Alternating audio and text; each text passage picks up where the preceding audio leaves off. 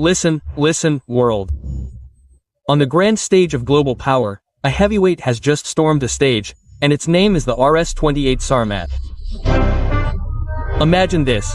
A weapon so colossal, so terrifying that it has been nicknamed Old Satan by those who watch the skies with anxious eyes. This is no prop from a blockbuster. This is Russia's latest and greatest intercontinental ballistic missile.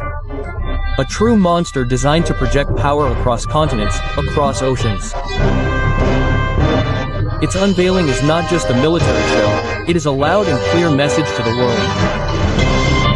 A declaration that the rules of the strategic game are being rewritten. The Sarmat's existence compels everyone, generals in fortified bunkers, citizens in the streets to sit up and take notice, questioning the delicate balance of peace we often take for granted. Let's take a closer look at this machine and what makes it work. The RS-228 Sarmat is not just huge, it is brilliantly designed for one terrifying purpose: unstoppable delivery.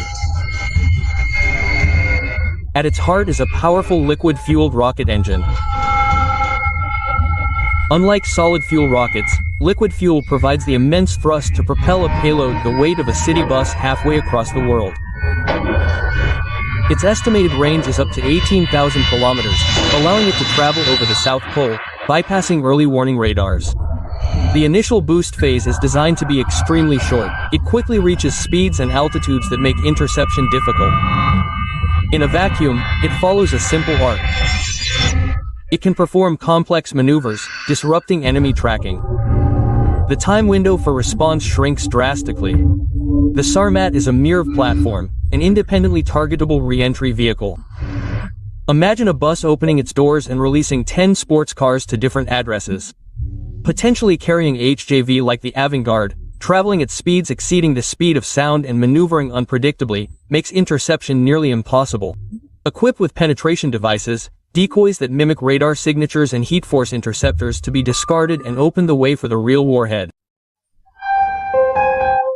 Now let's talk about what this missile actually carries. The RS-28 Sarmat is capable of carrying multiple warheads, each a city killer. Its total yield is measured in megatons. Hiroshima was about 15 kilotons, or 0.01 megatons.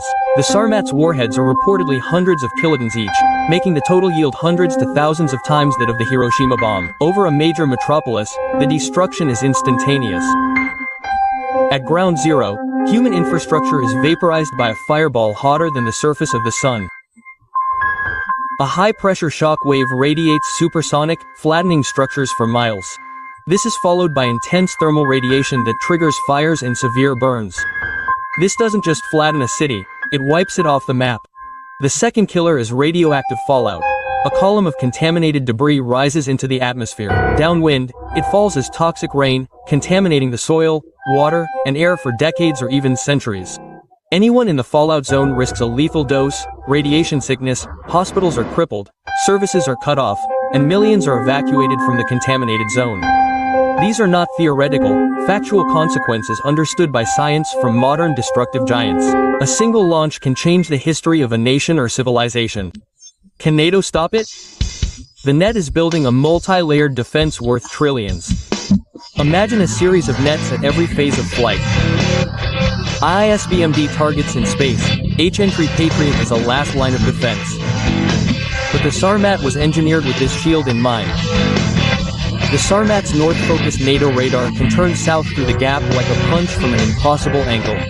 The HTV, with its Mach 5 speed and agility, surpasses any predictable ballistic model. Intercepting it is like shooting a bullet that blocks blocks.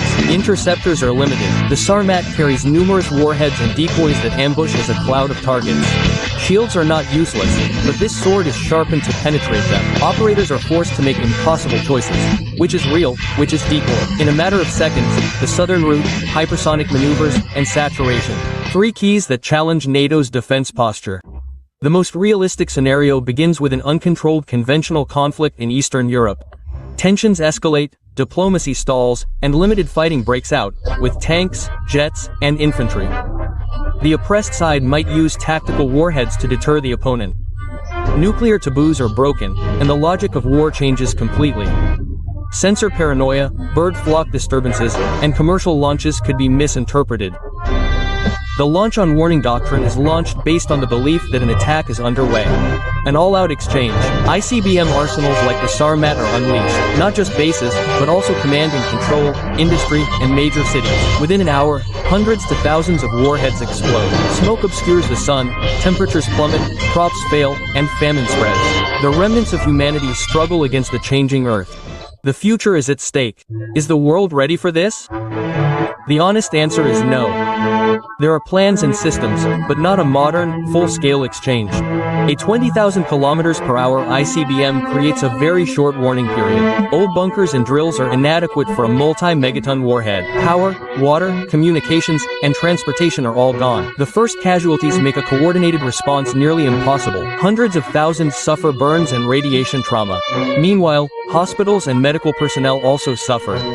The true line of defense is diplomatic.